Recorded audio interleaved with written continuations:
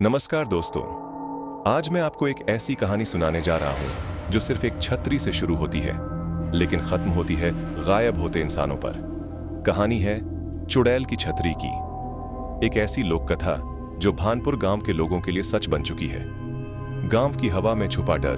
भानपुर गांव उत्तर भारत का एक शांत सा इलाका, लेकिन गांव के बाहर एक पुराना बरगद का पेड़ है जिसके बारे में सब कहते हैं वहां एक आत्मा रहती है। नाम था लज्जू। 80 साल पहले उसे चुड़ैल समझकर उसी बरगद के नीचे जिंदा गाड़ दिया गया था। उसके साथ दफन थी उसकी काली छतरी। लोग कहते हैं जब बारिश होती है वो छतरी खुद ब खुद हवा में उड़ती है और जिसे वो छू लेती है वो इंसान कभी वापस नहीं आता। शहर से लौटे 3 दोस्त एक साल बरसात के मौसम में 3 दोस्त गांव लौटे, रवि, मीना और इकबाल। मीना को इन बातों पर बिल्कुल यकीन नहीं था।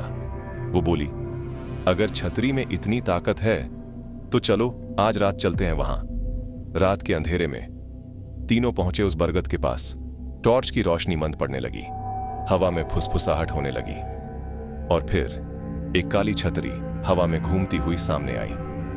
जब मीना ने छतरी को छुआ, मीना बोली, देखो मैं इसे छू रही हूं, कुछ नहीं होगा।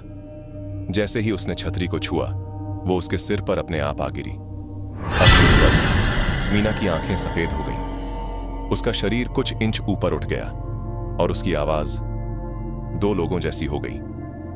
अब लज्जो को नया शरीर मिल गया है। जो मुझे याद करेगा मैं उसके साथ चलूंगी। इकबाल चिल्लाता हुआ भाग गया। रवि वहीं पत्थर बना खड़ा रह गया। स्क्रीन काली हो गई, कैमरा नीचे गिर चुका था।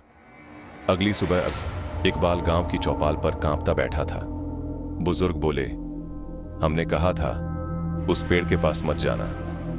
इकबाल बस इतना कह पाया। उसने मीना को ले लिया। 1 साल बाद बारिश की रात, 1 साल बीत गया। एक बच्ची अपनी मां के साथ उसी पेड़ के पास से गुजरी। बच्ची बोली, मां देखो ना, छतरी उड़ रही है। पेड़ के नीचे खड़ी थी एक लड़की, जीन्स और टी-शर्ट में, हाथ में वही काली छतरी और चेहरे पर डरावनी मुस्कान। बारिश में भीगना है? आ जाओ। भानपुर के लोग कहते हैं हर मानसून कोई ना कोई गायब हो जाता है और छतरी बस उड़ती रहती है नए शिकार की तलाश में। तो अगली बार जब कोई छतरी बिना हवा के उड़ती दिखे उसे छूने की गलती मत करना।